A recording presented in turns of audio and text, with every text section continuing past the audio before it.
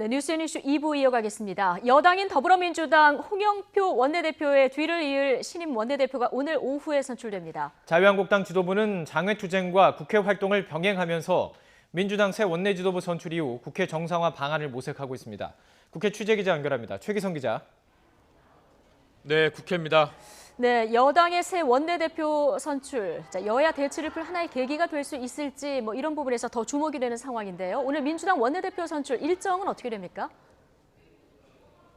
네, 오후 3시로 예정된 민주당 새 원내대표 선거를 앞두고 당 지도부는 국회 정상화를 최우선 과제로 꼽았습니다. 이해찬 대표는 한국당 원내대표를 협상 테이블로 불러오는 게 새 원내대표의 첫 일정이 될 것이라면서 제1야당의 폭력 사태를 전 국민이 지켜본 상황에서 장외투쟁으로 역풍을 맞을 것이라고 비판했습니다. 오늘로 임기가 끝나는 홍영표 원내대표도 한국당 황교안 대표가 대권 욕심으로 국회를 파행시키고 있다고 비판하면서 의회 민주주의 정신은 대화와 타협이라며 국회 정상화를 촉구했습니다. 원내대표 경선은 이인영, 노웅래, 김태년 의원의 3파전 구도 속에서 진행됩니다. 1차 투표에서 민주당 의원 128명 가운데 과반인 65명 이상 지지를 받으면 곧바로 원내대표로 선출되고 과반이 없으면 결선 투표에서 최다 득표자가 원내대표로 뽑힙니다. 한국당 지도부는 국회 안팎에서 바쁘게 움직이고 있습니다. 민생 투쟁대장정 이틀째를 맞은 한국당 황교안 대표는 국민이 힘들어하는 모습을 보면서 마음이 아프다면서 민생을 더 잘 챙겨야 한다는 생각을 한다고 말했습니다. 주로 국회에 머물고 있는 한국당 나경원 원내대표는 패스트트랙은 절차도 내용도 무효라면서 여야가 함께 패스트트랙 무효 논의를 하는 것이 국회 정상화의 첫걸음이라고 강조했습니다. 네, 바른미래당 패스트트랙 전국 이후의 내용이 더 심해지고 있는데요. 오늘 오후 의원총회가 열리죠? 네, 옛 바른정당계 출신 의원들을 중심으로 지도부 사퇴 압박이 거세지면서 오늘 의원총회를 앞두고 있는데 바른미래당 지도부는 양보할 의사가 없다고 거듭 강조했습니다. 손학규 대표는 패스트트랙 지정 과정에서 사보임 문제로 논란이 많았지만 김관영 원내대표가 여러 차례 사죄했다면서 임기도 불과 한 달 정도 남았다고 언급했습니다.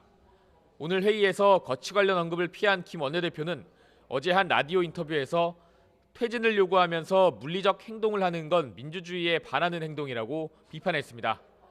앞서 옛 바른정당과 국민의당 출신 의원 15명은 의원총회를 소집했습니다.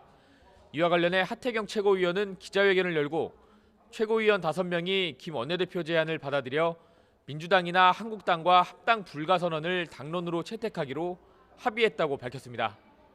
김 원내대표가 분란에 대해 행동으로 말해야 한다며 새 원내대표는 자강의 길을 이끌어야 한다고도 덧붙였습니다. 앞서 김 원내대표는 어제 회의에서 모두가 기호 3번 바른미래당 소속으로 총선에 나가기로 한다면 즉시 관두겠다고 한 만큼 오늘 의총에선 신임 여부가 논의될 것으로 보입니다. 지금까지 국회에서 전해졌습니다. 삼성 바이오로직스 회사 서버 등 핵심 자료를 숨긴 보안 담당 직원의 구속 여부가 이르면 오늘 결정됩니다. 검찰은 어제 압수수색을 통해서 삼성 바이오 직원들이 인천 송도 공장 바닥 밑에 묻어둔 서버와 노트북을 확보해 분석에 나섰습니다. 검찰 수사가 삼성 바이오를 넘어서 그룹 차원 개입으로 확대될 가능성이 커졌습니다. 자, 취재기자 연결해서 알아보겠습니다. 신지원 기자. 네, 서울중앙지방검찰청입니다. 예, 먼저 오늘 삼성 바이오로직스 직원의 구속영장 심사 언제 열립니까? 네, 삼성 바이오로직스 보안팀 직원 A씨는 오늘 오후 3시 서울중앙지방법원에서 구속 전 피의자 신문을 받게 됩니다. A씨는 지난 5일부터 검찰에 체포된 상태에서 조사를 받아왔는데요. 지난해 상부 지시를 받고 회사 공용 저장 장치인 서버 컴퓨터 등 증거를 빼돌려 훼손한 혐의를 받고 있습니다. 검찰은 A씨가 다른 직원들과 함께 인천 송도에 있는 삼성 바이오로직스 공장 바닥 아래 각종 핵심 자료를 묻은 뒤 마루를 덮어서 숨겨놓은 것으로 보고 있습니다. 실제로 어제 압수수색에서 공장 바닥을 뜯어보니 배선 등이 깔려있는 공간에서 서버와 노트북을 발견해 분석에 나서기도 했습니다. 해당 서버는 회사 설립 초기부터 지난해까지 사용된 만큼 콜옵션 은닉과 특혜 상장 의혹에 관한 결정적인 증거가 나올 가능성이 있습니다. 네, 또 이 앞서서 자회사죠. 삼성 바이오 에피스에서도 비슷한 증거인멸 정황이 발견됐죠. 네, 그렇습니다. 앞서 검찰은 지난 3일에도 삼성 바이오로직스의 자회사인 삼성 바이오 에피스 소속 직원의 개인의 집에서 공용 서버를 발견했습니다.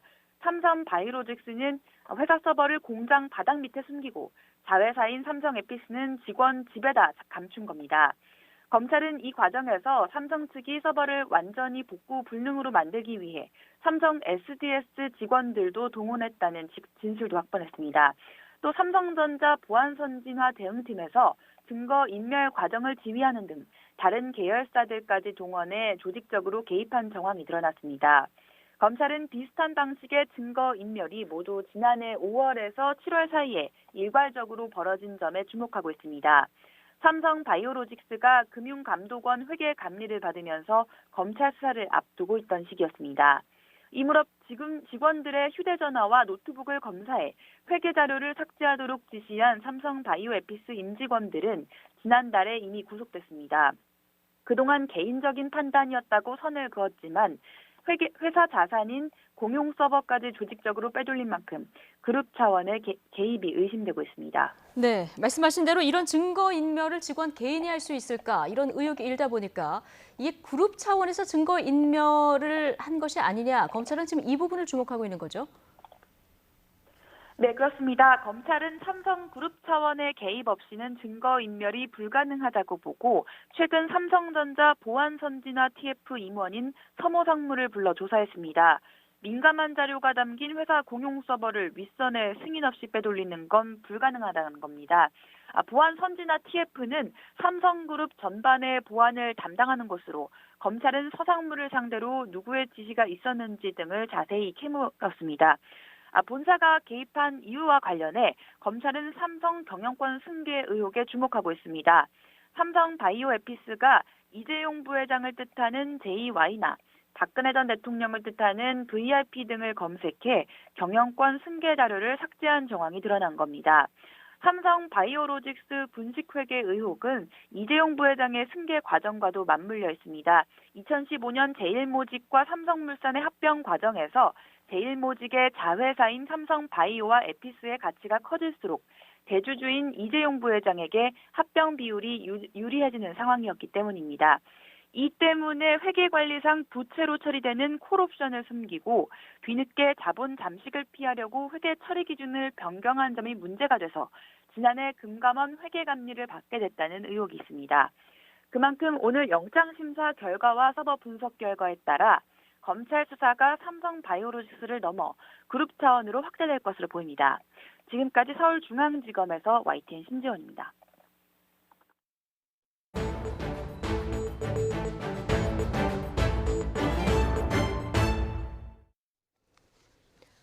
북한의 단거리 발사체 발사 사흘 만인 어젯밤 문재인 대통령이 트럼프 미국 대통령과 전화 통화를 했습니다. 우리나라의 인도적 대북 식량 지원에 대해서 트럼프 대통령이 지지 의사를 밝혔는데요. 북미 비핵화 대화가 재개되는 계기가 될 수 있을지 주목됩니다. 청와대 취재 기자 연결해 보겠습니다. 김도원 기자. 네, 청와대입니다. 네. 한국이 인도적 차원에서 북한에 식량을 제공하는 게 시의적절하다. 어제 청와대가 밝힌 트럼프 대통령의 메시지인데요. 지금 북미 대화가 소강 국면인 상황에서 주목되는 부분입니다. 그렇습니다. 한미 정상은 유엔 식량농업기구 등이 발표한 보고서를 언급했는데요. 보고서는 식량 부족으로 어려움을 겪는 북한 주민이 1,000만 명이 넘는다고 분석했습니다. 북한 주민의 40%에 해당하는 인구에 긴급 지원이 필요하다는 겁니다. 지난 3일 이 보고서가 나오면서 대북 식량 지원의 필요성이 제기됐는데 마침 바로 다음 날에 북한이 단거리 발사체를 쏘면서 대북 지원은 당분간 어려워졌다는 관측이 많았습니다. 그런데 어젯밤에 한미 양국이 정상 차원에서 대북 식량 지원 추진 의사를 밝힌 겁니다. 특히 미국이 대북 지원에 그동안 소극적인 입장이었는데요. 트럼프 대통령이 직접 지지한다고 밝히면서 이 문제는 해소가 됐습니다. 북한의 단거리 발사체 발사 이후에도 한미 양국이 대화를 지속하겠다는 의지를 보이면서 북한에도 대화 재개의 명분을 주려는 것으로 해석됩니다. 또 인도적 식량 지원에는 국내 보수 진영에서도 일부 동의하는 지점이 있어서 우리 정부로서도 정치적 부담이 덜하기도 합니다. 이 식량에도 여러 가지 종류가 있는데요. 밀가루도 있고 옥수수도 있지만 중요한 것은 쌀이 북한에 갈 수가 있느냐 이것이 문제가 중요하게 주목이 되겠는데요. 지원할 식량의 품목이나 양, 전달 방식에 대해서는 청와대는 이제 검토를 시작하는 단계라면서 구체적으로 정해진 건 없다고 밝혔습니다. 자, 그런데 한미 정상 통화 이후에 미국 측 발표도 있었는데요. 여기에서는 트럼프 대통령이 한국의 대북 식량 지원을 지지한다, 발언했다. 이 내용은 빠졌습니다. 이건 어떻게 읽어야 됩니까? 예, 그런 부분들이 많이 지적이 됐는데 일단 청와대는 두 정상이 나눈 대화를 있는 그대로 전달했다 이렇게만 설명을 했습니다. 예. 근데 외교화를 하다 보면 이제 양측의 발표문이 다른 경우가 종종 나오게 됩니다. 근데 그것조차도 이제 양국이 미리 조율을 하고서 발표를 하는 것이고 이제 왜 다르게 나왔는지를 봐야 할 것 같습니다. 네. 양측이 이견이 있을 때 보통 이런 경우가 나오긴 합니다만 이번 경우를 보면 한미 양국이 역할 분담 차원에서 발표 내용을 달리 했을 가능성도 있어 보입니다. 예. 그동안 미국은 북한에 대해서 완전한 비핵화 전까지는 제재 완화도 없다면서 강경한 자세를 고수해왔습니다. 반면 우리는 지속해서 중재 의사를 밝혀오면서 대화 재개의 필요성을 강조해왔고요. 그래서 이번에 우리 측만 식량 지원 문제를 언급을 한 건 북한이 원하는 방향으로 미국을 설득할 수 있는 건 결국 한국이다. 그러니 북미 대화를 원한다면 북한이 남북 관계를 개선할 필요가 있다. 이런 메시지를 담은 것으로 해석이 됩니다. 반면에 미국 측의 발표는 최종적이고 완전하게 검증된 비핵화라는 문구를 담았습니다. 네. 북한의 대화 복귀를 설득하는 역할은 한국에 맡기고 그러면서 미국은 대북 협상력을 높이고 정치적 부담도 덜 수가 있는 방안입니다. 한미 양국이 일종의 좋은 경찰, 나쁜 경찰로 역할을 나눈 모양새인데요. 마침 비건 미 국무부 대북 특별대표가 방안에서 우리 측과 협의를 할 예정인 만큼 대북 식량 지원 방안도 협의를 하지 않을까 예상이 예. 됩니다. 비건 대표는 청와대도 방문할 예정인데요. 문 대통령을 면담할지 여부는 아직 결정되지 않았습니다. 네.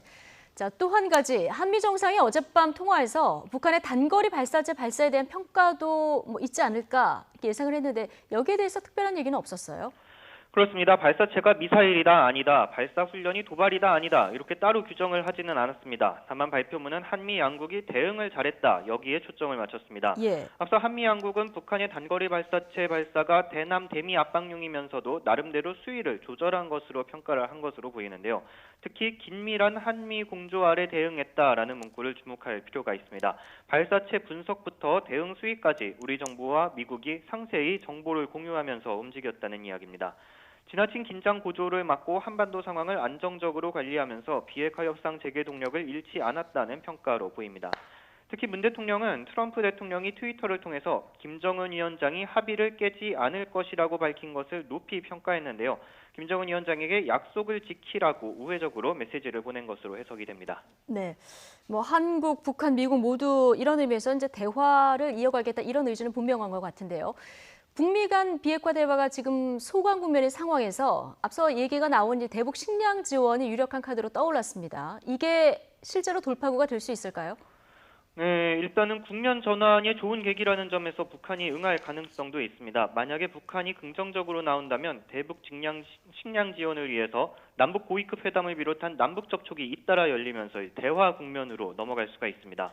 하지만 인도적 지원에 대해서 북한이 그동안 그렇게 적극적인 반응을 보이지 않았다는 점은 걸림돌인데요. 예. 실제로 지난 겨울에 우리 정부가 독감 치료제 타미플루 20만 명분을 북한에 지원하려고 했지만 북한의 반응이 없어서 무산되기도 했습니다. 또 재작년에 결정했던 국제기구를 통한 800만 달러 상당의 대북 지원, 이것도 아직도 이루어지지 않고 있습니다. 인도적 지원이라는 건 유엔 대북 제재에는 해당하지 않는 건데 이것을 굳이 비핵화 협상 복귀와 연계하게 되면은 이것 북한이 그렇게 달가워하지는 않을 수도 있습니다.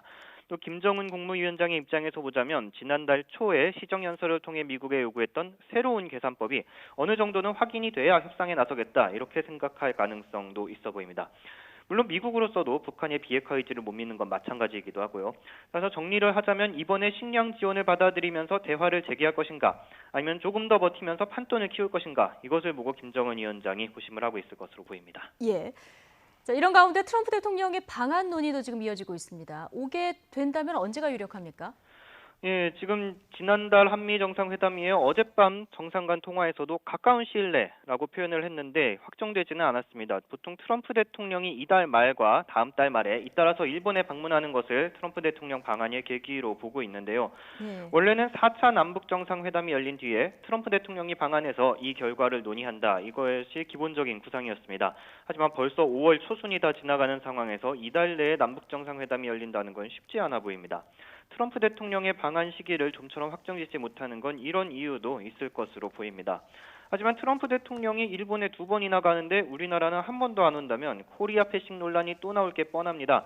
때문에 우리 정부로서는 어떻게든 트럼프 대통령의 방안을 추진할 것으로 보이는데요. 예. 지금 봐선 이달보다는 다음 달 방안 가능성이 더 높아 보입니다. 이번에 비건 대표가 방안에서 이 문제도 논의를 할 것인지 관심입니다. 네, 이래저래 오늘 비건 대표 방안에서 어떤 내용들이 논의될지가 좀 주목되는 상황이군요. 자, 한미 정상회담 통화 내용의 행간 청와대 출입하는 김도원 기자와 짚어봤습니다. 수고하셨습니다. 통일부는 대북 식량 지원과 관련해서 국제사회와 긴밀히 협력하면서 북한 주민에 대한 인도적 식량 지원을 추진해 나가겠다고 밝혔습니다.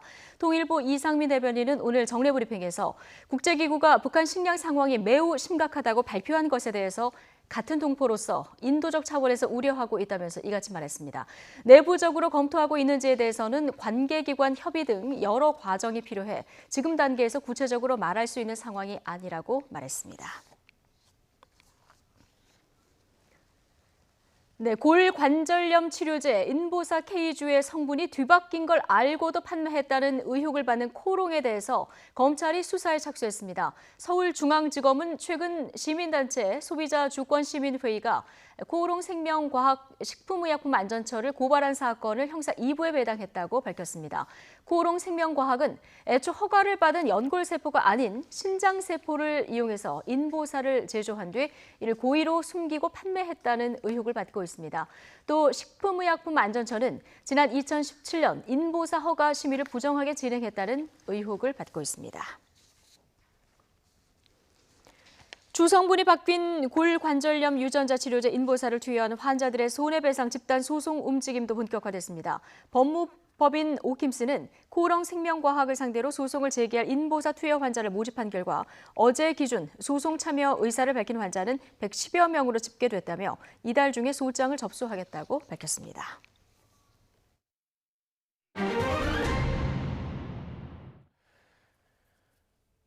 퇴역 경주마들이 도축장에서 최후를 맞는 것을 미국 동물보호단체가 촬영해 공개했죠. 영상에서는 말을 때리고 학대하는 모습이 담겨서 논란이 되고 있습니다. 취재기자 연결해서 자세한 내용 알아보도록 하겠습니다. 고재영 기자. 네, 제주입니다. 자, 이게 제주에서 촬영된 영상인데 영상을 보면 퇴출 경주마의 안타까운 최후가 담겨 있죠. 네, 그렇습니다. 그동안 경주마가 은퇴한 뒤 이렇게 도축되는 사실이 잘 알려지지 않았었는데요. 이번에 미국 동물보호단체죠. 페타가 영상을 촬영하고 국내 단체인 생명체 학대 방지 포럼이 공개했습니다. 페타는 10개월 동안 제주의 한 도축장에서 은퇴하거나 퇴출당한 경주마들이 사라지는 것을 촬영했는데요. 영상에는 말을 도축장으로 밀어넣기 위해 때리는 모습이 보이고요. 또 공포에 떨면서 말이 뒷걸음치는 모습도 담겨 있습니다. 동물보호단체는 전직 경주마 22마리가 이처럼 도축된 것을 확인했다고 밝혔습니다. 그러니까 이 한때는 유명한 경주마들, 혈통이 좋은 말들조차 죽음을 피하지 못했다라는 것인데 동물보호단체 그 해당 도축장을 관리하는 그 축협, 검찰에 고발했죠? 네, 그렇습니다. 동물보호단체는 동물 학대 혐의로 도축장을 관리하는 축협을 검찰에 고발했는데요. 말을 때리고 동물보호법상 다른 말이 도축당하는 것을 보지 못하도록 해야 하는데 이를 어겼다는 겁니다. 해당 축협은 그러나 말을 때리는 사람은 직원이 아니고 도축 과정에서도 문제가 없다고 해명했는데요. 직접 들어보시겠습니다. 그 화면 속에 나오는 가혹행위 하신 분은 그 운송기사로 저희는 추정하고 있습니다. 저희 직원은 아니고. 본질적인 거는 그 경주마, 그 태역마에 대한 관리 문제지 도축의 그 본질은 아니거든요. 다시 말해서 퇴역한 말에 대한 관리를 못한 것이 잘못이지 도축이 잘못은 아니라는 주장인데요. 그동안 제주에서 경주마 도축량은 크게 늘었습니다. 제주도 자료를 보면 경주마 도축이 지난 2013년에는 131마리였는데 지난해에는 400여 마리로 크게 늘었습니다. 마사회가 경기력 향상을 위해 외국산 말 수입을 늘리면서 씨앗말 도태량이 늘었기 때문이라고 밝히고 있습니다. 네, 이 동물단체는 이 모든 것이 마사회 책임이 크다 이렇게 주장을 하고 있는 거죠? 네, 그렇습니다. 동물보호단체는 우선 축협을 검찰에 고발했지만 이번 일과 관련해서는 한국 마사회의 책임이 크다고 주장하고 있는데요. 그 이유로 마사회가 경주마 수입과 분양, 등록 등을 담당하고 관리한다는 점을 들고 있습니다. 동물보호단체의 얘기를 직접 들어보시겠습니다. 실제적인 책임은 그 제주도에 있는 잘 모르는 그 인부들이 아니라 마사회가 정책적이나 제도적으로 책임이 있다고 봅니다. 동물보호단체는 유기된 말에 관한 종합적인 은퇴 계획안을 마사회가 받아들이도록 진행 중이라고 밝혔는데요. 이에 대해서 마사회는 경주마는 마사회 소유가 아닌 개인 마주의 소유물이라며 경마장 말에 대해서는 복지를 위해 노력하고 있다면서도 퇴역 후 말의 처분은 마주의 재산권 행사 문제라면서 관여할 수 없다는 입장입니다. 또 은퇴 경주마가 대부분 도축되는 것은 아니라고 밝혔는데요. 매년 은퇴하는 말은 1,400여 마리 정도고 850여 마리는 승마용으로 재활용되고 있다고 밝혔습니다. 또 마사회는 향후 재활과 학교 승마 등으로 은퇴말을 활용할 수 있도록 계획 중이라고 설명했습니다. 지금까지 제주에서 YTN 고재영입니다. 오늘 새벽 4시 50분쯤 인천시 삼산동에 있는 15층짜리 아파트 14층에서 불이 나 30여 분 만에 꺼졌습니다. 이 불로 50살 강모 씨가 숨지고 다른 주민 2명이 병원으로 옮겨졌습니다. 화재로 발생한 많은 연기에 주민 25명도 긴급 대피했습니다. 경찰과 소방당국은 강 씨의 집에서 불이 시작된 것으로 보고 화재 원인을 조사하고 있습니다. 조직폭력배까지 동원해 교통사고가 난 차량을 가로챈 견인차 기사와 렌터카 업주 등이 붙잡혔습니다. 수원 서부경찰서는 견인차 기사 24살 이모 씨 등 26명을 특수상해와 업무방해 혐의 등으로 입건했습니다. 이 씨 등은 지난 2월부터 2달간 경기 수원과 화성 일대 교통사고 현장에서 사고 차량을 둘러싼 채 도로를 막거나 폭력을 행사해 경쟁업체를 쫓아낸 혐의 등을 받고 있습니다. 경찰 조사 결과 이들은 사고 차량을 가로채기 위해서 조직폭력배까지 동원했던 것으로 드러났습니다. 네, 필리핀의 도박장을 열어 1,000억 원대 외화를 몰래 빼돌린 일당이 경찰에 붙잡혔습니다. 환전 차익을 챙기고 원전 도박자들에게 거액의 도박 자금을 공급하기 위해서 신발 밑창과 속옷 등에 숨겨서 밀을 반출한 것으로 드러났습니다. 보도에 박종혁 기자입니다. 필리핀으로 출국하는 50대 남성이 김해공항 검색대를 지나갑니다. 외화 뭉치를 몸에 숨겼지만 금속 탐지기에 적발되지 않습니다. 이 남성은 한 번에 4억 원씩 무려 42차례나 한국과 필리핀을 오가며 외화를 빼돌렸습니다. 경찰이 이런 식으로 외화를 몰래 반출한 일당 31명을 적발했습니다. 이들은 여성용 보정 속옷 안에 돈을 숨기거나 신발 밑창에 넣어 공항 검색을 빠져나갔습니다. 신발 한번 더 있어.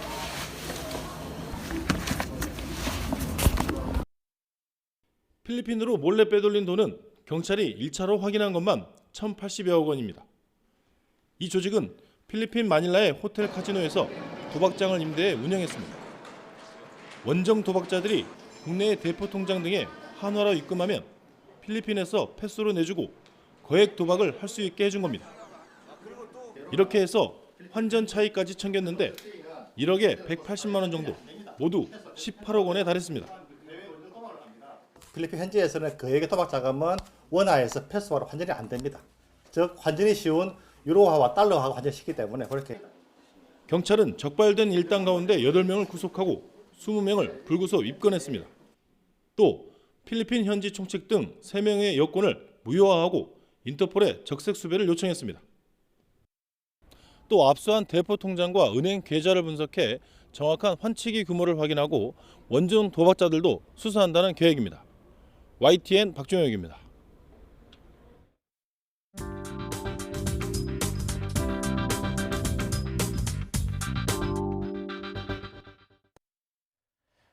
대진 침대 문제가 불거진 이후 지난 1년간 라돈이 기준치를 넘어서 검출되는 제품 꾸준히 나타나고 있습니다. 침대 외에도 온수 매트, 미용 마스크 등 그 종류도 다양했는데 이번에는 이불, 베개 등을 포함한 침구류가 문제가 됐습니다. 자, 겨울철에 많이 사용했던 전기 매트, 먼저 전기 매트인데요. 삼풍산업이 생산한 전기 매트에서 지난 2017년 3월부터 이 방사성 원인 물질인 모나자이트가 사용이 됐습니다. 해당 모델은 미소 황토, 미소 숯, 루돌프, 모던 도트, 스노우폭스 등 5종으로 UMS1 또는 MS2라는 모델명이 표기되어 있습니다. 꼭 확인하시면 좋을 것 같고요. 또 다른 업체인 신양테크 2017년 3월부터 모나자이트를 사용한 베개 219개를 판매했습니다. 또 방사선 피폭 선량이 가장 높은 제품은 실버리치가 제조한 황금 이불과 황금 패드로 모두 모나자이트가 사용됐습니다. 측정 결과 연간 피폭 선량이 기준치의 최대 16배를 넘는 것으로 나타났습니다. 원자력안전위원회는 이번에 그 문제가 된 제품별 폐기 방법 등을 안내할 예정이다 이렇게 밝혔는데요. 라돈은 국제암연구센터가 폐암을 일으키는 1군 발암물질로 지정한 위험물질입니다. 그럼에도 최근 이렇게 우리의 일상에서 쉽게 기준치가 넘는 제품들이 검출되는 이유 어디 있을까요? 우리나라에서 그 제품 제조 과정 중에 자연 방사능이 높은 물질, 예를 들면 이제 모나자이트 같은 이런 것들이 이제 유통이 진행이 되었던 게 가장 큰 문제라고 생각을 합니다. 그리고 이것을 국민들이 전에는 라돈이 있는지 없는지 모르셨죠. 이 측정이 쉽지 않으니까. 그러다가 국민들이 손쉽게 사용할 수 있는 라돈 측정기 보급이 시작되면서 국민들 스스로 이제 감시 능력을 가지시게 된 거죠. 그래서 수많은 국민들이 직접 이제 측정해서 알려주시고 있는 거죠. 건강에 좋다고 광고했던 음이온, 이 음이온을 인위적으로 발생시키기 위해서 사용된 모나자이트가 문제였습니다. 그런데 이 모나자이트가 쓰인 제품을 폐기할 마땅한 방법이 현재 없는 상태입니다. 규정이 정해지지 않았기 때문인데요. 이미 수거된 7만 개의 대진 침대 매트리스의 처리 방법도 올 하반기에나 마련될 예정입니다. 한국소비자원은 지난해 소비자 상담센터에 접수된 60살 이상 소비자 상담, 1년 전보다 15%가 넘게 증가했다고 밝히면서 이 라돈 침대에 대한 수거와 교환 지원에 대한 상담이 1년 전보다 무려 2000%나 급등했다고 밝혔습니다. 그만큼 라돈에 대한 경각심도 높아졌다는 뜻일 텐데 높아진 관심만큼 관련 부처의 대응은 잘 이루어지고 있는지 점검해야 할 것으로 보입니다. 자, 마지막으로 이 라돈은 환기만 잘 시켜도 농도가 많이 낮아질 수 있습니다. 생활 속에서 라돈을 줄이는 습관도 잊지 마시기 바랍니다.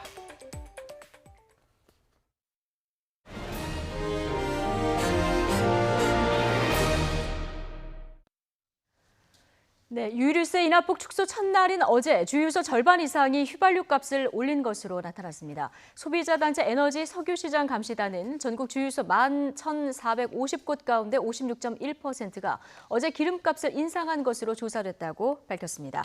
유류세 인하 첫날이었던 지난해 11월 6일 휘발유 값을 곧바로 내린 주유소는 25%에 불과했다고 감시단은 지적했습니다. 또 유류세 인하폭 축소 환원분인 1리터에 64원 넘게 올린 주유소도 6.5%에 이르고 서울 지역만 보면 전체의 4분의 3 이상이 어제 휘발유 가격을 올렸다고 설명했습니다.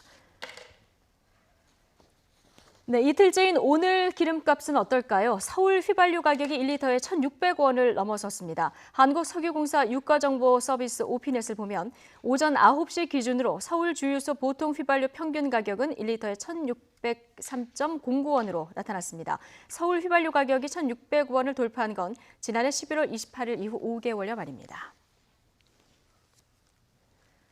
수출 부진이 이어지면서 올해 1분기 경상수지 흑자폭이 6년 9개월 만에 최저 수준을 기록했습니다. 한국은행이 발표한 국제수지 자료를 보면 올해 1분기 수출입 결과를 종합한 경상수지는 112억 5천만 달러 흑자로 집계됐습니다. 이는 지난 2012년 2분기 109억 4천만 달러 흑자 이후 가장 적은 흑자 규모입니다. 반도체 수출 부진 등으로 상품 수지 흑자 규모가 지난 2014년 1분기 이후 최소인 196억 1천만 달러로 감소했기 때문으로 분석됩니다. 홍남기 경제부총리가 오늘 경제활력대책회의를 주재하면서 글로벌 경제 여건이 예상보다 빨리 나빠지면서 경기 하방 리스크가 커지고 있다고 진단했습니다. 그러면서 추경안과 주요 민생 경제 법안들이 5월 국회에서 꼭 통과돼야 한다고 강조했습니다. 직접 들어보시죠. 최근에는 글로벌 경제 여건이 당초 예상보다 더 악화되면서 경기 하방 리스크가 확대되고 있는 엄중한 상황입니다. 이제 새로운 각오로 우리 경제가 당면한 어려움을 극복하고 한 단계 더 도약하는 데 우리 모두의 정책 역량을 쏟아부어야 하겠습니다. 경제의 불확실성을 해소하고 정책의 예측 가능성을 높여주는 것이 매우 중요합니다. 따라서 국회에 계류 중인 추경안과 주요 민생 경제 법안들이 하루라도 빨리 통과되어야만 합니다. 뉴욕 증시가 미국과 중국의 무역 전쟁 격화 우려로 급락했습니다. 현지 시각 7일 다우지수가 473.39포인트, 1.79% 급락한 25,965.09의 거래를 마쳤습니다. 오늘 하락폭은 지난 1월 3일 이른바 애플 쇼크로 증시가 급락한 이후 4개월여 만에 최대 낙폭입니다. 스탠더드앤푸어스 500 지수는 48.42포인트, 1.65% 하락한 2,884.05를 기록했습니다. 이 같은 증시 하락은 모레부터 2천억 달러어치의 중국산 제품에 대한 관세가 10%에서 25%로 올라갈 것이라는 트럼프 대통령의 발언에 영향을 받았습니다. 미국과 중국의 무역 협상 결렬 가능성에 대한 우려로 뉴욕 금시가 급락한 데 이어서 아시아 증시도 급락세를 보이고 있습니다. 중국 상하이 종합지수는 오늘 1.82% 급락한 2,873.14로 개장했습니다. 홍콩 항생지수도 1.28% 급락한 28,987.09에서 거래를 시작했습니다. 일본 도쿄 증시의 니케이 225 지수도 1.35% 급락한 개장한 후 1.55% 하락해서 21,584.26에서 오늘 오전에 장을 마감했습니다. 트럼프 미 대통령이 지난해 이란과의 핵합의 탈퇴를 일방적으로 선언한 데 이어서 이란도 핵합의에서 발을 빼는 분위기입니다. 2015년 핵협상 타결로 진정됐던 이란 핵 위기가 재발할 가능성이 커지고 미국과 이란의 군사적 긴장도 고조되면서 중동 정세는 얼어붙고 있습니다. 이동호 기자의 보도입니다. 트럼프 대통령은 지난해 5월 이란 핵협정으로는 핵 개발을 막을 수 없다며 체결된 지 3년 만에 탈퇴를 공식 선언했습니다. I am announcing today that the United States will withdraw from the Iran nuclear deal. 이 같은 트럼프 대통령이 일방적인 핵합의 탈퇴 선언 1년 만에 이란도 핵합의에서 발을 빼고 핵 개발을 위한 프로그램을 재개하는 움직임이 일고 있습니다. 하산 로하니 이란 대통령은 이란은 최대한 인내했지만 상대방이 약속을 지키지 않아 핵합의에서 정한 의무를 이행하는 수준을 줄이겠다는 내용의 서한을 영국, 독일 등 서명국에 보낼 것이라고 이란 언론이 보도했습니다. 이란 언론은 이란 정부가 핵합의에서 동결한 원심 분리기 생산 등 핵 활동을 일부 재개하고 우라늄 농축을 시작해 국제사회에 경고 메시지를 보낼 것이라고 전망했습니다. 이란 내에서는 핵합의뿐만 아니라 핵 확산 금지 조약도 탈퇴해야 한다는 목소리도 커지고 있습니다. 미국은 중동에 항공모함 전단과 폭격기를 배치한다고 발표해 미국과 이란의 군사적 긴장마저 고조되면서 중동 정세가 급격하게 얼어붙고 있습니다. So we're taking all the appropriate actions, both from a security perspective and well as our ability to make sure that the president has a wide range of options. 트럼프 행정부는 지난달 이란의 정규 군인 혁명 수비대를 테러 조직으로 지정하고 이달 초에는 이란산 원유 수입 예외 조치를 중단하는 등 제재를 강화하고 있습니다. 미국의 대이란 압박 강화와 이에 상응한 이란의 반발이 이어지면서 국제사회 안보 불안이 고조되고 있습니다. YTN 이동우입니다.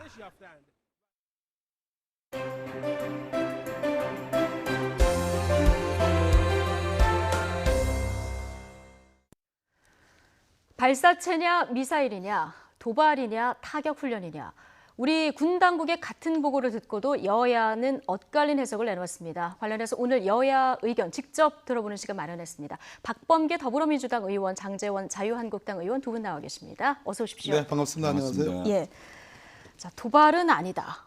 또 반면 애써 의미를 축소한 것이다. 군 당국의 같은 보고를 듣고도 여야는 이렇게 엇갈린 해석을 내놓았는데요. 동해로 발사체를 쏜 북한, 무슨 메시지를 전한 걸까요? 준비된 영상 먼저 보고 오겠습니다.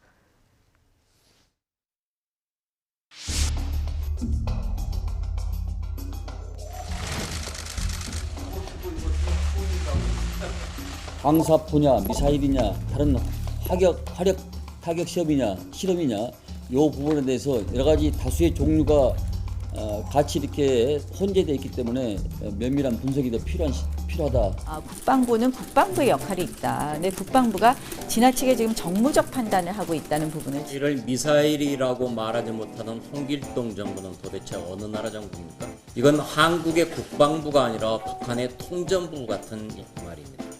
지난 2월 28일 하노이 북미 정상회담 이후 이루어진 통화 이후에 21번째 이루어지는 것입니다. 트럼프 대통령이 6일 아베 총리와 통화하고 우리와는 3일 만에 문재인 대통령과 전화 통화했습니다. 지금 북한에 식량을 제공하는 것이 국민들의 기대와는 다소 먼 이야기인 것 같습니다. 트럼프 대통령이 아직 밝혀지지 않은 상태에서 우리 문재인 대통령과 당사국이기 때문에 대화를 하는 것은 부담이 있었지만은 일본과는 더 가볍게 또 다른 무역 문제 등을 논의하지 않았는가. 북한과 새로운 대화를 모색하려고 하는 한미 정상들의 견해가 확실하게 밝혀졌다, 확인됐다. 그 내용이 너무 좋다. 저는 그렇게 봅니다. 네, 정치권의 다양한 이야기들 듣고 왔습니다. 지금 어제 국방부의 국회 보고가 있었는데 지금 여야 해석이 완전히 다르게 나오고 있거든요. 먼저 박범계 의원님, 한국당에서는 지금 애써 축소를 하고 있다. 미사일은 왜 미사일이라고도 못 부르는 홍길동 정부냐 이렇게까지는 좀 비판을 하고 있거든요. 만약에 자유한국당의 지금 주장처럼 북한이 쏜 그 발사체 그 이제 동해 북쪽으로 향해 있지 않습니까? 그리고 최대 사거리 떨어진 지점까지 240여 킬로미터, 고도 한 60, 최고 고도 60여 킬로미터. 이걸 감안해서 그것을 만약에 단거리 미사일로 단박에 규정을 하고 거기에 대해서 한국 정부든 미국 정부든 그렇게 규탄을 하게 된다면 지난 1년 이상 우리 한반도에서 정말 새로운 조성이 된 이 평화 분위기 그리고 비핵화의 협상의 국면이 완전히 깨지게 되고 이것은 도발로 규정할 수밖에 없고 그렇게 되면 유엔 제재가 더 강화돼야 되고 그렇게 되면 전쟁 일촉즉발의 그런 위기가 다시 한반도에 불어온다라는 그러한 그 예상 때문에 저는 대단히 미국 정부, 특히 트럼프 대통령과 폼페이오 국무장관의 반응과 또 우리 정부, 특히 어제 문재인 대통령과 트럼프 대통령 간의 35분간의 통화를 통해서 북한이 이 대화의 궤도에서 이탈하지 않도록 하면서 비핵화 협상의 재개 방안을 모색한다라는 그것이 우리 정부가 안고 있는 야당의 공세에도 불구하고 고민이고 또 신중한 어떤 방안이 아닌가 그렇게 평가를 합니다.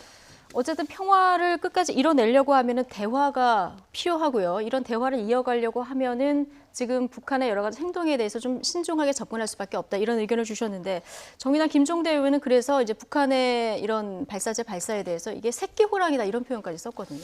그러니까 지금 우리 박범계 의원님이나 지금 대한민국 국방부가 얘기하는 걸 들어보면 결국은 지금 우리가 북한에 인질이 돼 있는 거예요. 어떠한 군사적 도발을 하더라도 우리는 거기에서 말을 못하는 겁니다. 왜? 이유는 그거예요. 평화가 깨지면 안 되니까. 대화를 이어가야 되니까. 잘못한 것은 잘못했다고 얘기를 해야죠. 아니 국방부가 아직까지 이 발사체라 그럽니까? 이게 발사된 지가 며칠이 됐는데 정말 모른다는 얘기입니까? 그래서 얘기가 나오는 거예요. 오늘 어버이날인데 아버지도 못 부르고 어머니를 못 부르는 애끓는 사연이 있습니까? 어떻게 미사일을 부르지도 못합니까? 그리고 모든 외신이 이 발사체가 발사가 난 다음에 브레이킹 뉴스로 보도를 했습니다. 그런데 대통령은 NSC 주재 한 번 안 했어요. 국방부는 9.19 합의를 위반은 아닌데 취지는 어긋난다. 도대체 이게 무슨 말입니까? 제가 독해가 안 돼요. 외신에서는 이미 사실상의 미사일이라고 얘기하고 있지 않습니까? CNN은 앞으로도 더 많은 미사일 테스트를 할 것이다. 김정은이 푸틴을 만난 이후로 이렇게 보도를 하고 있고 로이터 통신은 발리스틱 미sil 얘기를 하고 있어요. 그리고 이스칸다르다. 패트리어트나 사드로도 막을 수 없는 이스칸다르다 얘기하고 있습니다. 이렇게 이미 외신에서는 미사일로 규정하고 있는 것을 우리는 미사일로 말도 못하는 겁니다. 왜 말 못하느냐? 평화를 유지해야 되고 대화를 해야 되니까. 일단은요. 잘못한 것에 대해서는 엄중하게 꾸짖고 거기에 대해서 분명한 경고를 보낸 다음에 다시 대화와 협상하는 게 맞지. 저쪽에서는 어떤 일을 해도 그러면 우리가 정말 저쪽에서 어떤 일을 벌여도 대화와 협상을 해야 되기 때문에 그걸 참아야 됩니까? 분명한 경고는 필요하다고 봅니다. 장 의원님, 그러니까 방법론의 차이인데 지금 이 시점까지는 전쟁 위험이 없어진 건 맞지 않습니까? 이러다 보니까 이제 뭐 한국당의 주장대로 접근하는 것도 한 방법일 수 있지만 명확히 도발로 규정을 해버리면 앞으로 대화가 더 어려워지는 건 맞지 않습니까? 궁극적인 평화입니까 지금 이것이? 대화를 이끌어가는 과정에 있는 겁니다. 결국은 이것이 만에 하나 자신들이 북한이 원하는 방식의 핵 폐기가 안 되면 돌아설 수 있다. 완전히 지금보다 더 악한 전쟁의 위기, 핵 위기가 도발한다는 것을 지금 단적으로 보여주고 있는 겁니다. 이게 만약에 지금 우리 대한민국의 어프로치 자체가 오히려 더 위험한 거예요. 그런 시그널이 있을 때, 이런 작은 도발이 있을 때 규정을 하고 대화의 끈을 놓지 않되 엄중한 경고를 통해서 이것에 대한 어떤 해명을 요구하고 다시는 이렇게 하지 말자. 다만 우리는 대화의 끈을 놓지 않겠다. 이렇게 가는 게 맞지. 이런 작은 어떤 그런 그 시그널에도 아무 말도 못하고 있으면 나중에 큰 사고 나면 정말 크게 되거든요. 그래서 이런 부분은 맺고 끊고는 분명히 하고 가야 된다. 그렇다고 지금 미국이 있는데 대화의 끈을 놓겠습니까? 미국이 지금 그 입장을 갖다가 좀 모호하게 하고 있지 않습니까? 그러면 우리는 정말 200m 날라온 겁니다. 원산에서 이거를 띄우면요, 바로 서울 한복판에 떨어질 수 있는 거예요. 이거에 대해서 왜 북한에 한마디 못합니까? 그러니까 도발은 도발로 규정하고 가는 것이 장기적으로는 대화를 이어가는데 더 좋은 방법이라는 의견이신데요. 두 가지 측면이 있는 것 같아요. 첫 번째는 유엔 제재의 문제가 하나 있고요. 두 번째는 우리 대한민국 정부, 대한민국 국민의 입장에서 도발이냐, 이 두 가지 측면이 별개로 있습니다. 첫째, 이것이 단거리 미사일이냐 아니냐의 문제잖아요. 그래서 국방부와 국정원의 판단은 발사체로 보고 아직 미사일로 단정하기는 이르다. 추가적인 분석이 필요하다라는 것이 우리 정부의 입장인 것 같고요. 만약 이것을 단거리 미사일로 규정하게 되면 유엔 제재 결의를 위반하는 것이 되고 거기에 대한 또 다른 추가적인 제재가 이제 있게 되고, 그렇게 되면 말 그대로 평화 모드는 깨지는 겁니다. 협상 모드는 없어지는 겁니다. 두 번째, 대한민국 정부와 대한민국 국민들의 입장에서 이것이 도발이냐라는 문제가 있거든요. 그 제재와는 또 다른 문제입니다. 우리 군사용어 사전에 도발은 이렇게 되어 있습니다. 적이, 즉 북한이 우리 국민의 신체 생명, 또 우리 국민의 재산, 또 우리의 영역에 가하는 일체의 위해 행위라고 되어 있습니다. 그런데 아시다시피 이 발사체는 북한 원주에서 북동해 쪽으로 향해 있었습니다. 방향 그런데 지금 260km 정도 말씀드릴게요. 그렇기 때문에 이것은 이 발사체의 성격보다 더 중요한 것은 단 한 발의 소총의 탄환이라도 남쪽을 향해 있다든지 대한민국 국민의 재산을 향해 있다든지 대한민국 국민의 신체를 향해 있으면 그건 도발입니다. 소총 탄환 한 발이라도. 그렇기 때문에 현재 도발로 규정하기는 무리다라는 것이 정부의 좀 판단인 것 같습니다. 마지막으로 야당의 입장에서, 특히 자유한국당 입장에서는 이런저런 우려는 저는 이해가 되고 또 그렇게 강경하게 얘기해 주는 것도 일측면으로서는 뭐 도움이 되는 측면이 있습니다. 그런데 분명한 것은 트럼프가 보통 트럼프입니까? 이 북한의 발사체 발사 이후에 8시간 만에 트윗을 통해서 자신이 김정은 위원장과 함께 한다는 것을 김 위원장이 알고 있고 자신과 한 약속을 깨고 싶어 하지 않는다라는 그런 트윗을 냈습니다. 그 이유가 뭐겠습니까? 결국은 야당의 반응도 있지만 우리 정부가, 공신력 있는 우리 정부가 이것을 단호히 도발로 규정한다든지 또는 제재 위반으로 단거리 미사일을 규정하는 순간 정말 과거서부터 내려왔던 소위 평화 번영 정책이라는 이 국민의 한 50%, 54% 정도 나온 것 같아요. 55%.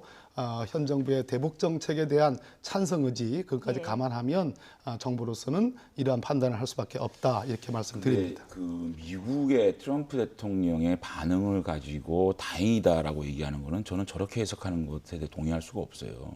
미국은 사실상 미국의 속내가 들킨 겁니다. 이게 240km밖에 안 날아갔어요. 미국 본토하고는 아무런 상관이 없습니다. 이 정도까지는 내가 양해해 주지 않은 것이고요.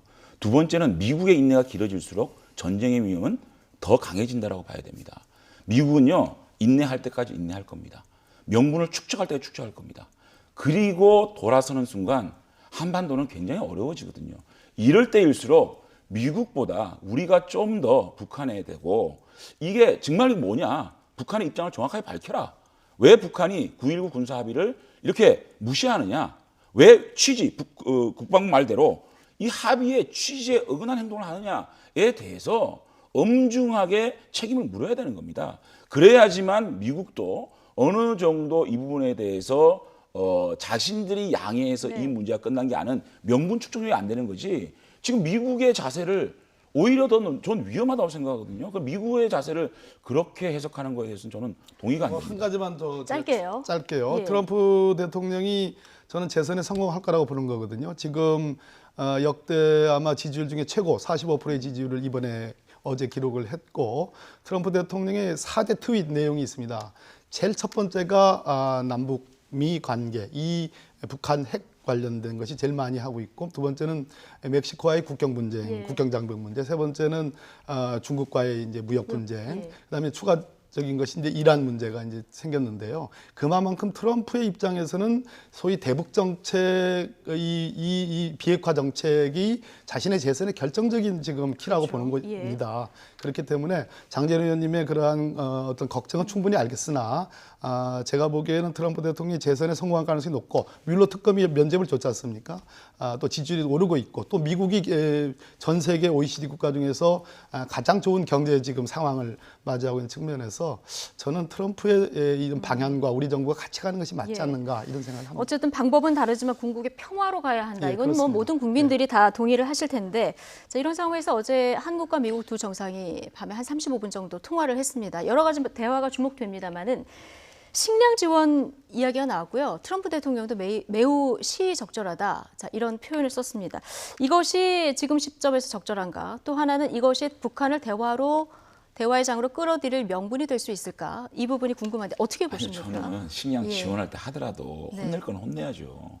별개로 잘못한 거에 대해서는 잘못했다고 얘기를 하고 우리가 지원 의사가 있다라고 얘기를 해야지, 이렇게 북한이 어떤 방식이든 간에 도발이지 않습니까? 이것이 9.19 합의의 뭐 위반인지 아닌지 그걸 떠나서 군사적 행동을 한 건 사실이지 않습니까? 여기에 대해서 우리가 항의할 건 항의하고, 또 인도적 지원을 가야 되는 거 아닙니까? 정말 저는 문재인 대통령께 한번 돌아보시라. 지금까지 우리가 이렇게 끌어온 거 잘한 부분도 있지만 굉장히 위험한 요소를 가미하고 있다. 대통령께서는 청와대에서도 이번 그 사안에 대해서 유감 표명하지 않았습니까? 작년 11월 달에 미사일 도발로 비롯된 우리 한반도를 덮어누르는 군사적 긴장과 전쟁의 공포를 완전히 걷어냈다고 얘기하지 않습니까? 완전히 걷어낸 겁니까? 지금 그야말로 어렵고 어려운 과정에 있는 겁니다. 그 과정에서 한 가지라도 이런 우리가 이 서로 간의 합의, 같이 약속한 것들을 위반한 것에 대해서는 하나하나 우리가 따지면서 꼼꼼하게 이런 거 챙기며 가지 않으면 그냥 눈 감고 넘어가고, 혹시 깨질라 눈 감고 넘어가서는 나중에 큰 문제가 발생될 수 있다. 이거에 대해서 문재인 대통령과 민주당은, 또 정권은 꼭 생각을 해야 됩니다. 경청할 만한 얘기라고 생각합니다. 뭐 고비마다 이제 위기가 있을 텐데 이번에 이제 한번 위기가 왔다 이렇게 볼 수는 있을 것 같은데, 어쨌든 그 북한의 그 식량 지원 문제, 이 부분이 통화 내용, 이 부분이 이제 물꼬를 틀 수 있는 부분이 될까 안 될까, 이 부분이 관심인데, 앞서 저희가 이제 정동영 그 전 통일부 장관, 민주평화당 대표 연결을 했는데 식량 지원만으로는 안 되고 그 북한의 광물 자원을 우리가 현물로 받는 이 정도 그 교환이 있었을 때 뭔가 좀 효과가 있을 것이다, 이런 얘기를 했거든요. 네, 역시 야당 대표님의 말씀이라 한 걸음 더 나간 얘기예요.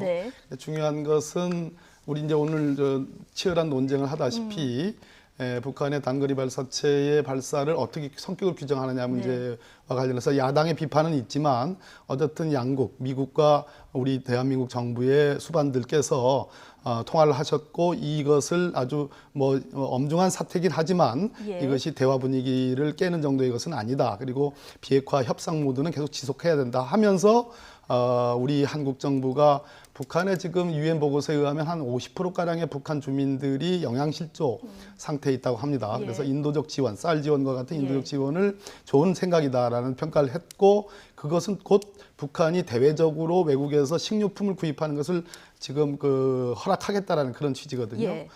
저는 그 정도 선만으로도 김정은 위원장에게 분명한 한미 양국의 시그널이 전달됐다고 보거든요. 그래서 정말 이 자리에서 제가 뭐 영향을 미치는지 모르겠으나, 나이가 어리시니까 김정은 위원장이 한미 양국 정상과 국민들이 그래도 이마만큼 평화 분위기를 해쳐서는 안 되고 협상 모드로 가야 된다라는 절실한 생각을 갖고 있다는 걸 아셔가지고 좀 화답을 했으면 좋겠어요. 알겠습니다. 요거 좀 말씀드려야 돼요. 30초만요. 쌀 다음에 뭔데요? 이거는요, 쌀은 전 지원해야 된다고 생각합니다. 인도적으로. 네. 북한 우리 인민들이 너무 지금 그 굶고 있기 때문에. 다만, 자, 이렇게 발사체라고 그럽시다. 발사체를 발사했는데 식량 주겠다? 이런 논의를 해야 됩니까? 이거는요, 참 식량이 대화로 이끌어낼 수 있는 그러한 당근이 될 수 있다? 어쩌면 이렇게 장밋빛 환상에 빠집니까? 이거는 정말 인도적으로 그냥 주는 겁니다. 이것이 정말 북한을 대화 무드로 바꿀 수 있는 하나의 동력이 된다? 네. 야, 참 이렇게 환상적으로 생각합니까, 북한을? 아니, 그 참 관점도, 그거는 어이가 없습니다. 그 관점도 괜찮은 관점인 것 같네요. 그러니까 식량은 식량일 뿐이다라는 그 관점도 뭐 나쁘지 않은 관점이죠. 식량은 식량일 뿐이다. 네. 이 관점도 다르지 않다. 오늘 네. 이 부분에 대해서는 두 분이 여러 가지 뭐 경청을 좀 하시는 그런 상황이라서요. 근데 네. 도저히 이해를 못 하겠습니다. 그 알겠습니다. 쌀을 김정은을 예, 대화로 무드로 이끌어내는 도구로 생각하는 그거는 그럼 다음에 뭐 줄 건데요? 예, 아니 어쨌든 방법론은 지금 아까 말씀드린 다르지만 어쨌든 목적은 같지 않습니까? 자, 국회 얘기로 좀 넘어가겠습니다. 4월 국회 빈손으로 끝났고요. 지금 5월 국회도 기약이 없는 이런 상황입니다. 자, 제1야당 황교안 한국당 대표 지금 국회를 떠나서 이른바 민생투쟁 대장정에 들어갔습니다. 부산 자갈치시장 상인의 격려에 황교안 대표 눈시울을 붉히기도 했다고 하는데요. 차윤주 앵커가 몇 가지 장면을 뽑아봤습니다. 이른바 민생투쟁 대장정에 첫 발을 뗀 황교안 대표. 앞으로 약 20일간 전국 곳곳을 누빈다는 목표인데요. 첫 출발지는 부산 자갈치 시장이었습니다. 이곳 자갈치 시장에서 국민 속으로 들어가는 민생 대장정을 출발합니다. 하지만 공교롭게도 어제 자갈치 시장은 정기 휴무일이었습니다. 그래도 지지자들이 많이 모였는데요. 지난주 광주에 방문했을 때와는 사뭇 다른 열띤 분위기였습니다. 잠시 보시죠.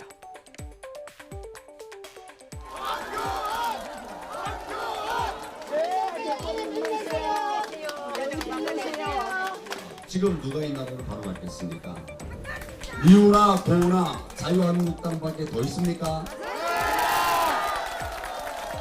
지지자들의 격려와 성원을 받으니 감정이 북받쳤을까요? 기자회견을 마친 뒤에는 눈물을 보이기도 했습니다. 자갈치 시장은 유력 정치인들이 꼭 들르는 필수 코스였습니다. 지난 2012년 대선 때 박근혜, 안철수, 문재인 세 유력 대선 후보가 자갈치 시장을 찾았고요. 2017년 때도 당시 유력 대선 후보 모두 자갈치 시장에 왔습니다. 여당은 황 대표의 투쟁이 대권 투쟁이라면서 가출 정치 그만하고 국회에 복귀할 것을 촉구했는데요. 마지막으로 들어보시겠습니다. 뉴스를 보니까 좀 안 됐다는 생각이 좀 듭니다.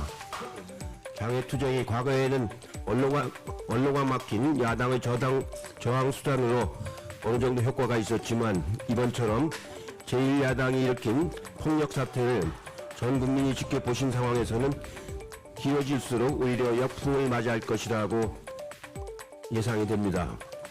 황교안 대표가 아마 대권에 대한 이 욕심 때문에 국회를 볼모로 해서 이렇게 국회를 파행시키고 있다고 생각합니다.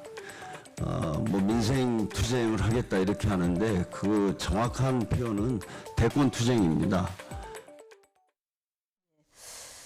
자, 황교안 대표 어제 환호도 받고 눈물도 보이고 이런 모습 이제 볼 수 있었습니다. 근데 좀 아쉬운 것이요. 가는 날이 장날이어야 되는데 어제 하필이면 쉬는 날이었어요. 이거 조금 실무선에서 챙기는 걸 좀 깜빡하셨나 봐요.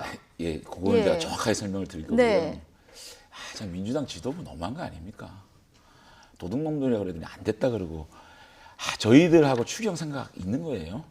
이쯤 됐으면 좀 저희들을 좀 위로하고 유인할 수 있는 그런 멘트가 나와야 되지 않겠습니까? 너무 좀 잔인하다고 생각 안 하세요? 우리 박봉계 선배님은 안 그러시겠지만 하지만 너무해요. 자, 좋습니다. 그 자갈치장 얘기를 할게요. 지금 예. 대표의 스케줄은요. 저희들이 주말 다 거치고 계획 세운 겁니다. 네. 어저께 자갈치 휴무인지 알았습니다. 고민도 했습니다. 예. 그러면 제가 부산에 있었습니다. 네. 그 자갈치 시장 휴무인데 어떻게 하겠느냐. 자, 그럼 가장 부산의 상징성이 뭐냐? 부산 이퀄 자갈치 아니냐. 예. 그런데 주변의 상가들은 거의 24시간 돌아가거든요. 그래서 주변의 상가도 다 열려 있고 자갈치 시장 그 안에만 닫혀 있기 때문에 부산이라는 상징을 가장 잘 나타낼 수 있는 자갈치에서 기자회견을 하고 그 주변의 상가를 우리가 함께 탐방을 예. 하면 괜찮을 것이다라고 했는데 그거를 꼬투리를 잡아가지고 가는 날이 장날이었다 이렇게 얘기하는 거 보니까 참 어이가 없네요. 네. 정말 놀란 게 이번에 그 대표께서 그 사실 뭐 영상에도 나오겠지만 황교안 연호가 많았지 않습니까? 근데 정치인들은 그런 환호가 나오게 되면 그게 기가 솔깃하게 되고 또 거기에서 좀 업이 되거든요. 그런데 저도 놀랐어요. 너무 차분해하면서 자기와 악수를 좀 피하는 외면하는 그분을 찾아가서 안녕하십니까 그러고 인사를 하는 모습을 황교안 봤거든요. 대표. 예, 제가 옆에 있으니까 버스 타고 툭 걸터 앉아갖고 얘기를 나누고 지하철 안에서 대화를 나누는 모습 보니까 정말 듣겠다라는 생각들을 많이 하고 있는 모습을 봐서 장 의원님이 다행이라고 어제 생각합니다. 그 일정 함께 하신 거죠? 예, 덕보시장 저희 지역구이기 때문에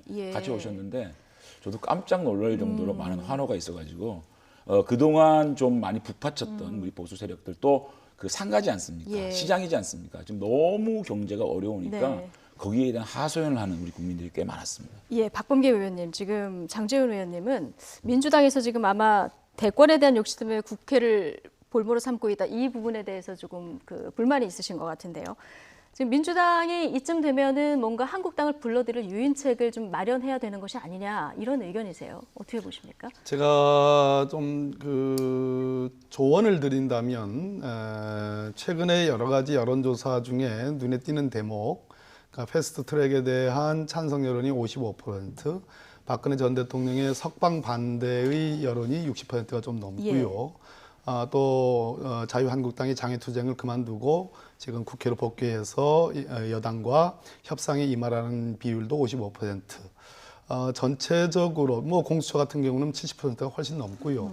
또 검경 수사권 조정과 같이 아주 예민한 사안도 58% 지지를 받고 있습니다. 그리고 문재인 정부의 대북 정책에 만족한다는 것도 한 54, 5%가 돼요. 이 얘기는 무슨 얘기냐면 우리나라의 촛불을 거치면서 탄탄한 어떤 개혁, 양심, 정의 세력이 국민들 속에서 만들어졌다. 그것이 꼭 민주당 지지라는 얘기는 아닙니다. 탄탄한 그런 세력들이 만들어졌어요. 그렇다면 황교안 대표께서 하는 그 행보는 제가 보기에도 대권 행보로 느껴집니다. 본인이 이러저러한 어떤 감정, 특히 저런 눈물 같은 거 보이시는 것을 보면서 글쎄 그 장면이 어떤 장면인가 하는 생각도 들고 또 글쎄요, 그 자갈치 시장에 그 상인이 없는 곳에서 빈 시장에 가서 민생이 없는 곳 아니겠습니까? 빈 시장이니까요. 그래서 얼마나 감격을 받으셨는지 모르겠는데 전체적으로 30%에서 35%의 자유한국당 절대 지지자들, 특히 그 한쪽에 있는 뭐 태극기 부대를 포함하는 극단적인 세력에 얹혀 있는 거 아닌가. 거기에 너무 지금 빠져가지고 감격해하고 그러시는 거 아닌가 하는 우려가 있습니다. 저희들도 야당할 때 집권 못했습니다. 과거에 집권 못했을 때의 소위 민심 대장정이니 무슨 뭐 등등 했습니다. 근데 결과적으로 문재인 대표 시절 때로 돌아보면 당으로 돌아와서 혁신위원회를 만들어서 당을 혁신하고 국회로 돌아와 가지고 야당과 머리를 맞대면서 법안을 통과시킬 건 통과시키고 안 되는 건 안 되고 그렇게 국회 중심의 민생을 돌볼 때 민주당이 결국은 박근혜 정부에서 국정농단을 밝혀내고 집권했다라는 그런 경험을 제가 알려드리고 싶어요. 박범계 의원님은 안 그럴 거다 아까 그렇게 얘기하셨는데 대권 행보로 해석을 하고 계십니다. 대권 행보로 해석될 수는 있죠. 대권 1위 후보니까. 정치인이기도 차기 대권 1위 후보가 어떤 일을 해보세요. 대권 행보를 안 그러겠어요? 대권 행보로 해석할 수도 있겠죠. 다만 제가 어저께의 스케줄을 보면 대권 행보라기보다는 이거는 민생 탐방 맞아요. 자갈치 시장의 상징성, 아까 말씀하신 그거 외에는 택시 업계와의 대화를 했고요. 그다음에 이 가장 이 우리 재래시장, 전통시장을 찾아갔고요. 그다음에 우리 어려운 임대 아파트 주민들과 대화를 나눈. 그리고 오늘은 대우조선 이쪽 그 분들과 대화를 나누고 있거든요. 그렇기 때문에 저는 이것이 무슨 그야말로 정치인이 정치적 행보를 하는 거를 정치하지 말라라고 하지 않는 이상 최소한 황교안 대표가 이번에는 민심의 목소리를 듣고 그 목소리를 20일 동안 충분히 들어서 대안을 만들어내는 경제를 살리기 위한 민생 정책을 만들어낼 수 있는 그러한 토양을 닦는 그러한 경청 투어를 하고 있다. 저는 스케줄을 봐도 그렇고요. 황교안 대표의 어떤 행동, 아니요, 보세요. 민생 투쟁 이게 아니고요. 민생과 투쟁이에요. 뛰어났어요. 민생도 대장정하고 대장정. 투쟁대 대장정이에요. 그러니까 그렇군요. 패스트트랙을 태운 예. 선거제도라든지 그다음에 공수처 이 문제에 대한 부당성은 투쟁에 들어가는 거고요. 우리 국민들의 삶에 깊이 들어가서 그들의 목소리를 듣는 거는 민생이고요. 민생 대장정, 투쟁 대장정 이렇게 되는 겁니다. 붙이지 마세요. 알겠습니다. 띄었습니다. 보니까 장재현 의원님이 아주 신이 나셨는데 그 신이 나다가 이제 고장 난 걸 못 보실 수도 있기 때문에 제가 점잖게 지적을 해드립니다. 사무처가 고장이 난 거예요. 자유한국당 사무처가. 자유한국당 사무처는 전통의 사무처입니다. 아주 오래전부터 말 그대로 공채를 통해서 만든 사무처이기 때문에 노조도 세고 당직자들의 역량도 비교적 우수하다고 평가됩니다. 한선교 사무총장 이 사태는 큰 고장이 난 거예요. 그래서 당대표께서 제가 뭐 돌아오시도 안 돌아오시도 관계없습니다. 그러나 국민 여론이 적어도 60%에 가까운 국민 여론이 돌아와가지고 국회에서 문제를 해결하라는 얘기거든요. 그런데 제가 알기로는 뭐 우리 장재현 의원님은 좋게 말씀하셨지만 최초의 보도에 나오기에는 광안리 해수욕장에 가서 저걸 한다. 거기는 관광객들이 오시는 데인데 저걸 한다라는 것이 안 맞죠. 그러다 보니까 급조해서 자갈치 시장으로 갔는데 휴무였다라는 그런 얘기들이 이제 기사에 나옵니다. 그런 상황에서 한선교 사무총장의 소위 정말로 엄청난 욕설 파문이 있었고 사무처 그 당직자가 잠적하는 지금 현재 사태가 가라앉지 않고 있는 지금 중대 사태가 와 있는데 제가 보기에는 당부터 먼저 돌보시는 것이 중요하지 않을까. 장재훈 의원님 얘기를 들어봐야 될 것 같습니다. 이 한선교 의원 욕설 파문이 좀 논란이 좀 많이 되고 있는데 지금 얘기한 대로 어떤 일정 조율 과정에서 있었던 겁니까? 아니면 우리 어떻게 되는 겁니까? 자유한국당 내부 사정을 어떻게 민주당이 잘하는지 모르겠어서 제 말이 팩트입니다. 아니 대표의 그 일정을 물론 그 논의 과정에서 자갈치가 휴일이니까 광안리로 가는 것도 의미가 있지 않느냐라는 대안으로 나온 게 흘러나간지 몰랐어도 애당초 정치인들이 부산 오면 가장 먼저 가는 자갈치지 않겠습니까? 휴일이기 때문에 그게 논의된 과정이 나간 거고요. 그 스케줄 때문에 뭐 사무처가 시끄러워졌다는 건 절대 아니고요. 그건 아니에요. 왜 이렇게 된 겁니까? 지금 이제 차무처와 이제 그 한선교 총장 사이에 조금 불미스러운 일이 있었다는 얘기는 들었는데 제가 한선교 총장하고 이제 대화를 못 나눠서 잘 모르겠는데 지금 많이 지쳐 있지 않겠습니까? 3주 동안 계속 장애 투쟁하고 장애 투쟁하면서도 당직자들이 지금 전부 다 패스트트랙에 매달렸죠. 이렇게 체력적으로나 사실 업무적으로나 의원들이나 당직자들이나 보좌진들이나 전부 좀 지금 좀 지친 상황이에요. 그러면 조그만 얘기가 나가도 그 받아들이는 입장에서는 굉장히 좀 어렵게 받아들이는 부분이 있거든요. 그러니까 이런 문제는 사과를 하긴 했는데 그럼요. 지금 가라앉을 것 같지 않아요. 제가 볼 때는 이거는 합리적으로 잘 할 거고요. 왜냐하면 지금 야당입니다. 야당은 의원과 당직자와 보좌진들이 어깨를 걸고 함께하지 않으면 뚫고 나갈 수 없기 때문에 잘 해결될 거고요. 황교안 대표가 와서 이 문제를 정리를 하라? 그럼 대표가 사무 보는 사람입니까? 회사의 사장입니까? 대표는 이 사무 일체는 당직자, 사무총장한테 맡기고 있는 거 아니겠습니까? 그렇기 때문에 대표는 20일 동안 민생장관 하시고요. 총장께서 어떤 그 생각을 가지고 이 문제를 잘 정리할 거고 또 부총장도 있고요. 또 당에는 또 전략본부장부터 시작해서 당직자도 있지 않겠습니까? 그분들이 잘 정리할 거라고 봅니다. 한국당에서 잘 내부에서 처리를 할 것이다. 얼마나 지쳐 있겠습니까? 그러니까 지쳐 있을 때는 조그만 얘기만 나와도 받아들이는 사람이 받아들이기 힘든 상황이 있지 않겠습니까? 우리 살다 보면은 그런 상황이라는 말씀을 드립니다. 잘 정리가 안 될 것 같아요. 어쨌든 뭐 한국당 문제니까요. 한국당에서 뭐 정리를 한다고 하시니까 좀 지켜보도록 하고요.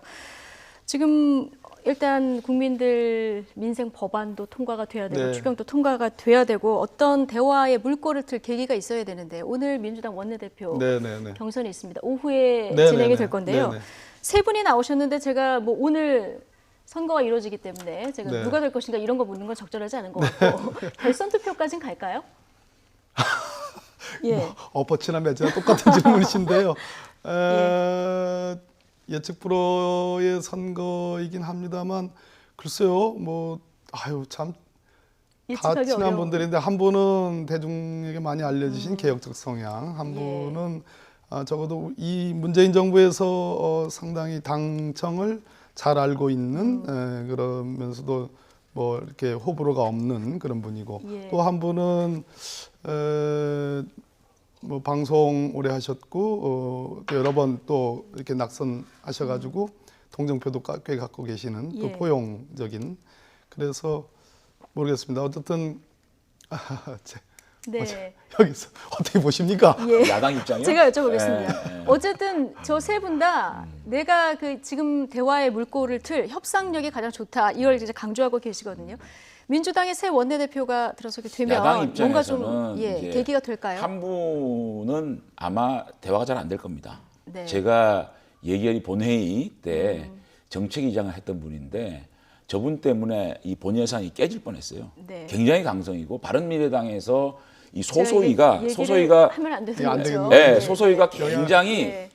폐쇄적이기 때문에 정책위장을 낀 6인 회의로 가져가 바른정당이 주장했는데 그것도 안 받아주신 분이서 힘들 거고 그래도 한 분은 제가 볼 때는 그래도 친문 색깔을 빼고 상당히 중도적이고 온건한 분이기 때문에 그분이 아마 되면 또 물꼬가 좀 트지 않겠냐고 보고 또 한 분은 그나마 좀 그 민주당 진영 내에서 친문과 비문 사이에 계신 분이기 때문에 그분도 또 청와대에 100% 오더를 또 안 받으실 분일 수 있기 때문에 그분하고도 얘기가 좀 될 것 같은데 한 분은 조금 경직되지 않을까 싶어요. 결국 누가 되느냐에 따라서 좀 결과가 그렇습니다. 달라질 것이다 이런 얘기를 해주셨는데 홍남기 부총리가 5월 국회에서 꼭 추경 심사해달라 이런 얘기를 했습니다. 이 추경 심사는 좀 별개로 진행할 예정이십니까? 근데 우선적으로요. 예.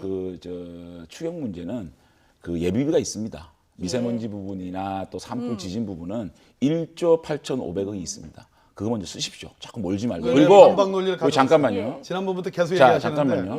지금 빨리 끝내요. 내가 그 반박 한번 하고 민주당에서는 우리가 추경에 들어갈 수 있는 명분을 저렇게 우리를 막 몰아붙여서 비판하지 말고요. 주십시오. 최소한 선거제도만큼은 합의가 되지 않으면 집권상정 하지 않겠다라는 그러한 약속이라도 해야 되지 않겠습니까? 지금 패스트트랙 철회 아닙니다. 어제도 뭐 물론 장 의원님 그러시지만 어제 제가 다른 토론장에 갔을 때 이제 그 주장을 하시더라고요. 자유한국당 측에서.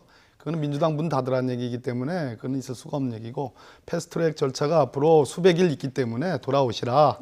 국민 여론이다 이런 말씀드리고 예비비 문제를 이제 우리 장 의원님께서 지난번부터 말씀하시는데 1조 8천억 정도 돼요. 근데 예비비는 헌법에 근거를 두고 있는 건데 말 그대로 물론 통영이 아니 고성 산불이라든지 포항 지진이라든지 미세먼지 문제라든지 다 이것이 천재지변에 가까운 재난이긴 맞습니다만 그거보다 더한 아주 급작스런 정말 예측하지 못한 천재지변의 사태가 국가적으로 휩쓸고 갔을 때를 대비하는 상시비 같은 예비비입니다. 그래서 그것을 손을 대서 이번에 하는 건 안 되는 거고요.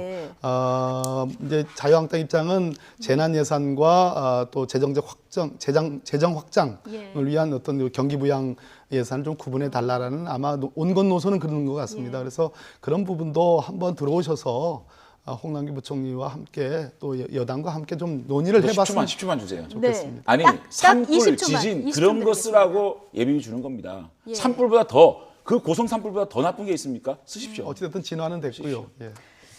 알겠습니다. 어쨌든 여야 대화 물꼬를 틀 방법이 좀 마련이 돼야 될 텐데 누가 먼저 손을 내밀고 누가 먼저 들어가야 되는지 저희들요?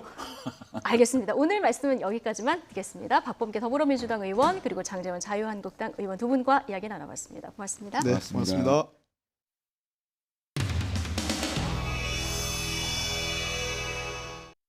네. 오늘 보니까 검찰 쪽에서 공수처 관련해가지고 저희들이 최종적인 안을 만들 것입니다. 그렇기 때문에 저는 뭐 얼마든지 그 이야기를 들을 수 있습니다. 그런데 검찰에서 이렇게 검찰도 정부의 조직 중에 하나 아닙니까?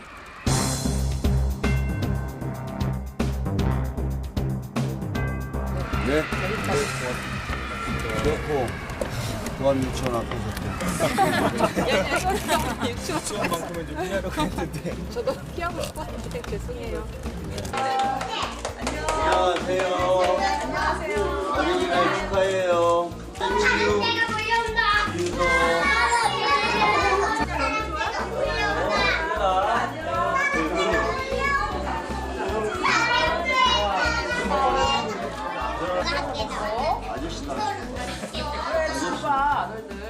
너희들 하나씩 줘봐. 잘하네. 하나 줘봐봐.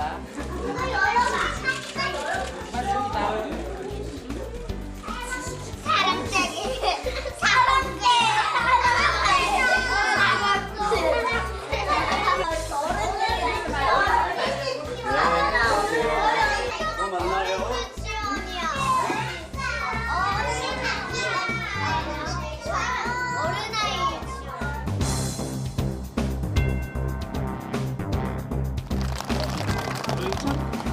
유통에 살고 있는 5살 키우는 엄마입니다. 제가 용기 내서 하는 말은요, 제가 5살 아이를 키우는 엄마지만 장애도 아니고 비장애도 아닌 아이를 키우고 있습니다. 근데 어린이집까지는 괜찮았는데 유치원을 보내니까 그게 현실이더라고요. 장애를 키우시는 분들은 다 알고 계시겠지만 경제적인 부분도 너무 많이 어렵고 심리센터가 많이 있는 이유가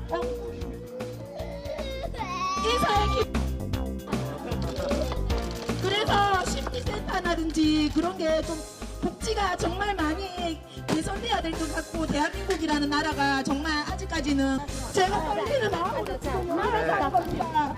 복지에 대해서 한 번 더 사각지대를 한번 설명해 주십시오.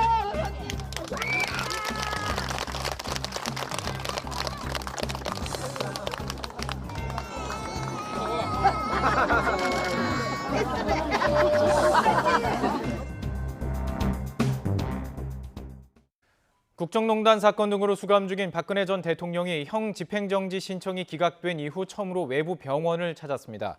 박 전 대통령은 오늘 오전 서울 성모병원에서 허리 디스크 등 지병에 관해 진료를 받았습니다. 법무부는 박 전 대통령의 건강 상태에 특별한 변화는 없다며 외부 진료를 요청하면 대부분 허가하고 있다고 전했습니다. 박 전 대통령은 지난 2017년 3월부터 서울구치소에 수감됐고 지난달 17일 허리 통증 등을 호소하며 형 집행정지 신청을 했지만 기각됐습니다. 보일 듯이 보이지 않는 이렇게 시작하는 동요, 잘 알려진 새 바로 따오기인데요. 이 따오기가 멸종 40년 만에 처음으로 야생으로 방사됩니다. 복원사업 10년 만에 결실인데 앞으로 창녕 우포읍에서 자연 상태의 따오기를 볼 수 있게 됐습니다. 황선욱 기자의 보도입니다. 경남 창녕에 있는 우포 따오기 복원센터입니다. 붉은 얼굴에 검고 긴 부리가 특징인 따오기들이 방사장을 힘차게 날아오릅니다. 태어난 지 1년가량 된 어린 따오기는 아직 얼굴에 붉은색이 없습니다. 우리나라에서 따오기가 마지막으로 관찰된 것은 1979년 1월 경기도 파주 비무장지대입니다. 지난 2008년과 2013년 중국에서 4마리를 기증받아 복원 사업이 시작됐고 지금은 363마리로 늘어났습니다. 이 가운데 40마리가 오는 22일 복원 10년 만에 처음으로 야생 방사됩니다.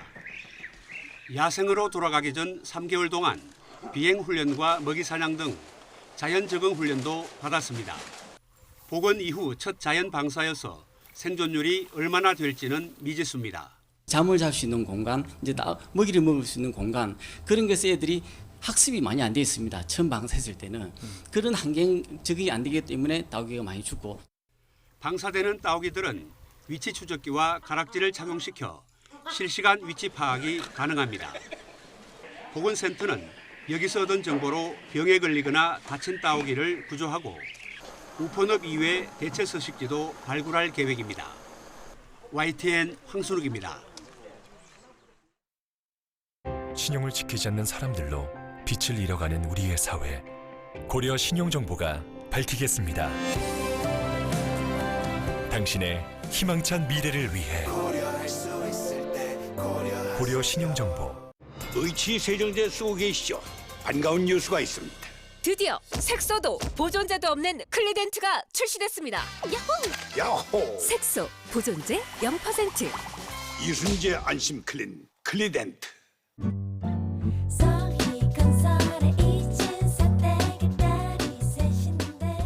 서희건설 지역주택조합 잘하는 거 아시죠? 거품이 쫙 빠진 착한 가격, 고객의 니즈를 반영한 맞춤 설계. 내 집 마련의 꿈이 이루어집니다. 지금 바로 오세요. 전국 100여 개 모델 하우스와 서희 고집이 여러분을 기다립니다. 서희 스타일스, 서희건설. 어버이날인 오늘 따뜻한 봄 날씨가 이어지고 있습니다. 어제보다 하늘에 구름의 양은 늘었지만 봄볕이 내리쬐면서 기온이 빠르게 오르고 있는데요. 현재 서울 기온 20.6도까지 올라서 따뜻합니다. 또 미세먼지 걱정도 없어서 완연한 봄 날씨 만끽하기 좋은 날씨입니다. 다만 수요일째 건조한 날씨가 이어지고 있습니다. 강원 영동 지역에는 15일 만에 건조 경보가 내려졌고요. 강풍주의보까지 발효 중입니다. 내일 오후까지 강원도에는 초속 20m 안팎의 강한 바람이 예상됩니다. 산불 등 화재 사고 발생하지 않도록 불씨 관리 철저히 해주시기 바랍니다. 낮 동안 기온이 크게 오르며 따뜻하겠습니다. 서울 21도, 대전과 광주 23도로 예상되고요. 고온 건조한 바람이 부는 동해안 지역은 다소 덥게 느껴지겠습니다. 포항이 25도, 강릉은 26도까지 오르며 초여름 더위를 보이겠습니다. 이번 주말에도 비 소식 없이 맑은 날씨가 이어지겠고요. 부처님 오신 날인 일요일에는 서울 낮 기온이 27도까지 오르면서 초여름 더위가 나타나겠습니다. 구름 사이로 햇볕이 내리쬐면서 오존 농도가 높게 치솟겠습니다. 오존은 마스크로도 걸러지지 않으니까요. 볕이 강한 오후 1시부터 4시 사이 호흡기 예민한 어린이와 노약자는 외출을 자제하시는 게 좋겠습니다.